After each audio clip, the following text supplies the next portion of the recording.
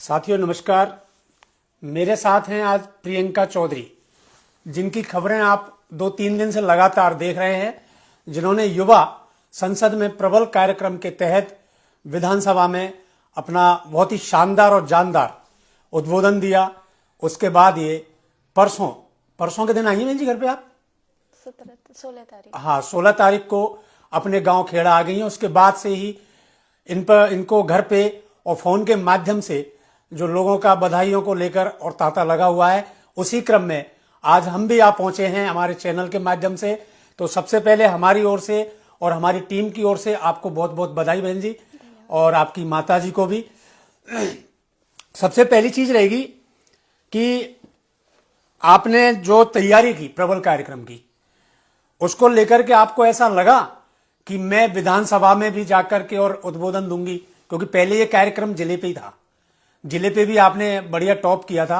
और उसके बाद फिर क्या आपका तैयारी का शेड्यूल रहा, और आपने जब वहां अपना उद्बोधन दिया विधानसभा में तो कैसा फील हो रहा था? जैसे एक नेता फील करता है, जैसे आप एक अपने क्षेत्र के लिए विकास कार्यों के लिए आए, कैसा फील हो रहा था वो आप अपने अनुभव साझा करें। सबसे पहले तो आपके चैनल के माध्यम से सभी को नमस्कार। करौली जिले के क्षेत्रवासियों को बहुत बहुत धन्यवाद, उन्होंने मेरे को इतना प्यार और सम्मान दिया। मैं राजकीय उच्च माध्यमिक विद्यालय खेड़ा जमालपुर की छात्रा प्रियंका चौधरी हूँ। हमारी सरकार ने अनेकों योजनाएं चला रखी हैं, बहुत अच्छी अच्छी सारी योजनाएं सरकार की, जिसमें से एक योजना प्रबल है, जिसके तहत विद्यालयों में से राजकीय विद्यालयों में से एक छात्र और एक छात्रा को चयन किया जाता है। ब्लॉक स्तर पर ये आयोजित होती है। फिर इसमें से एक छात्र और एक छात्र का चयन किया जाता है, जिसमें मेरा प्रथम स्थान रहा। फिर जिला पे भी आयोजित हुई, उसमें मेरा प्रथम स्थान था। हर जिले से 2 छात्र और 2 छात्राओं का राज्य स्तर पर चयन किया गया। हाँ, रिहर्सल में मेरे को 30 बच्चों का चयन किया गया था, जिसमें मेरा भी स्थान था। और हमने वहाँ अपने विधानसभा में बाद में अपने उद्बोधन दिया और अपने क्षेत्र की बात रखी वहाँ, और अपने क्षेत्र की तरफ से करौली से मैंने सरकार को अपनी बात पहुंचाई और मेरे को बहुत अच्छा लगा। हमारे माननीय शिक्षा मंत्री मदन दिलावर जी से मेरी 5 मिनट मुलाकात हुई। उन्होंने पूछा कि आप किस जिले से हो, मैंने बोला करौली, तो उन्होंने कहा कैला माता की जय।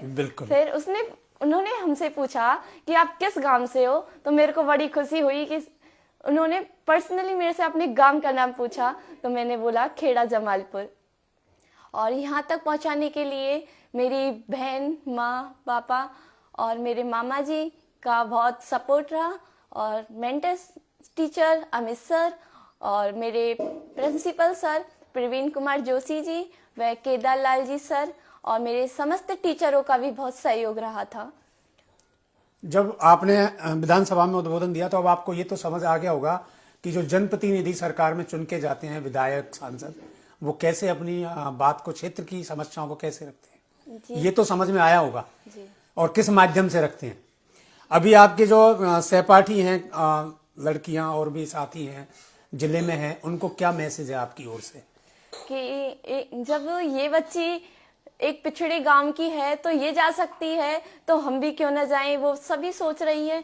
और मेरे को देख के और लड़कियों में भी जोश आया है, वो भी अब तैयारी करने लगी हैं कि अब हम जाएंगे बोल रही हैं, और उनको मेरे से मोटिवेशन तो मिला ही है। बिल्कुल, हमारा भी खबर चलाने का भी उद्देश्य यही है कि और जिनको जानकारी नहीं है तो खबर के माध्यम से आपको देखकर और मोटिवेशन मिले। एक सवाल ये रहेगा मेरा कि जब आप वहां से कार्यक्रम के बाद पुनः गांव अपने वापस लौट रहे थे, आपका दौसा से ही स्वागत जो मोस्ट वेलकम था वो जगह जगह शुरू हो गया था गांव तक। कैसा फील हो रहा था उस समय आपको? क्योंकि ये स्वागत या तो कोई चुनाव जीत के आता है तब होता है, या कोई बड़ी परीक्षा फाइट करके आता है, तो ये भी एक जनप्रतिनिधि जैसा चुनाव हो गया कि आप वहां बिना जनप्रतिनिधि चुने गए, एक जनप्रतिनिधि का आपने वहां रोल निभाया, यानी कि कार्यक्रम के तहत। कैसा फील हो रहा था? मेरे को बहुत अच्छा फील हुआ, और मैं वहाँ अपना भाषण देके आई तो मेरे को यहाँ इतना अच्छा महसूस इसलिए हुआ क्योंकि यहाँ के युवाओं ने मेरे लिए इतना प्यार दिया, सभी बुजुर्गों ने दिया, और उन्होंने इतना प्यार सम्मान दिया, तो मेरे को बहुत अच्छा लगा। और मेरे को देख के बहुत लोगों को मोटिवेशन भी मिला और बहुत अच्छा महसूस हुआ। और मेरे को देख के मुझे लगता है कि बहुत युवा आगे जाएं और जिस जिस क्षेत्र में जिसको रुचि है उस क्षेत्र में आगे बढ़ें। लास्ट अंतिम सवाल है, जिस तरीके से मैंने आपका वीडियो भी वहां का देखा, जिस तरीके से आप वहां उद्बोधन में धाड़ रहे थे, आज नहीं धाड़ रहे, कैमरे पे क्या चक्कर है? या सर्दी है या फिर वहां का जुनून ही अलग था? वहां उस चीज को देख के ऐसा लग रहा था कि हम ही यहाँ के नेता हैं और हम ही इस सरकार को चला रहे हैं। वहां अलग ही जुनून था और उस जुनून को देख के तो अपने आप ही आवाज तेज हो गई। बिल्कुल, अभी भी तेज हो गई है सरकार और उसका नाम आती नेता का। बिल्कुल, बहुत अच्छी बात है।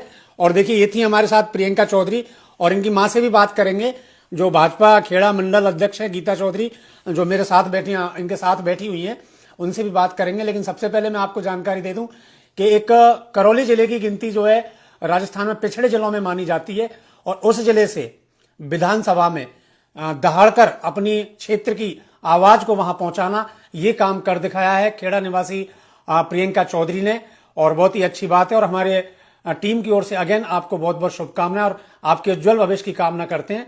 और हम उम्मीद करते हैं कि भविष्य में आप ऐसे ही जनप्रतिनिधि बनकर के आए जो अपने क्षेत्र की आवाज वहां तक पहुंचाएं। बहुत बहुत धन्यवाद प्रियंका जी। अब आपकी माता जी से मैं कुछ पूछ लूं, तो थोड़ा सा माइक आप इनको दे दें आप।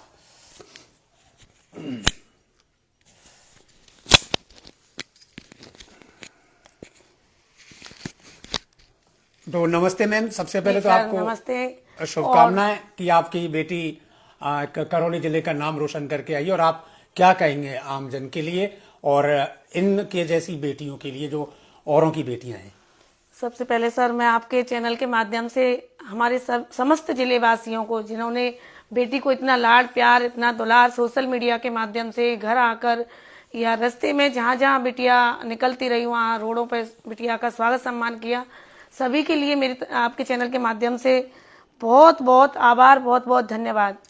और मैं यही कहना चाहती हूँ कि हमारे क्षेत्र की सभी बेटियां और बेटी से प्रेरणा लेके बहुत आगे तक जाएं, अपनी ऊंचाइयों तक, अपने जो लक्ष्य उन्होंने निर्धारित कर रखा है उन निर्धारित लक्ष्य तक पहुंचे।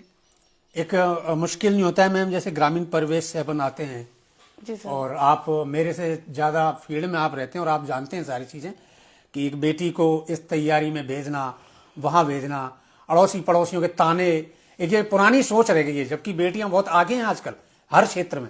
तो ऐसे समय में एक ग्रामीण क्षेत्र में से बेटी को आगे निकालना शिक्षा के क्षेत्र में एक मुश्किल भरा पल नहीं होता है क्या मैम? नहीं सर, होता है, लेकिन हम लोगों को अभी जागरूक तो रहना पड़ेगा, बेटियों को भी जागरूक रहना पड़ेगा।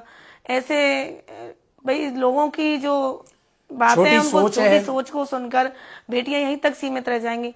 आज हमारी बेटियां कहाँ तक पहुंच रही हैं बताइए। तो ऐसा नहीं है, बेटियों को आगे आना चाहिए, माँ बापों को भी सोचना चाहिए कि अपनी बेटी जिस क्षेत्र में जाना चाहती है उसको सपोर्ट करना चाहिए। और बेटियों का जो स्वतंत्रता का अधिकार है शिक्षा की दृष्टि में, उनको नहीं छीना जाए। नहीं नहीं, बिल्कुल बेटियों को पढ़ाया जाए, उनकी जो जिस क्षेत्र में रुचि है उसमें पहुंचाया जाए। और कोई मैसेज आपकी ओर से? जैसे बधाइयों के तांते तो लगी रहे, चाहे बिल्कुल सर, मैं बार बार सभी को धन्यवाद देना चाहती हूँ। उन्होंने इतना प्यार मान सम्मान सभी पूरे जिले वासियों ने बिटिया को दिया, और दौसा से ही बिटिया के लिए बधाइयां चालू हो गई, रास्ते में भी रोक रोक के बिटिया को सम्मान दिया। और मैं धन्यवाद देना चाहती हूँ अमित जी सर को, जिन्होंने बेटी को इतना मोटिवेट किया। और स्कूल के जो हमारे प्रधानाचार्य जी हैं राजकीय उच्च माध्यमिक विद्यालय के, उन्होंने बिटिया को बहुत सपोर्ट किया जी।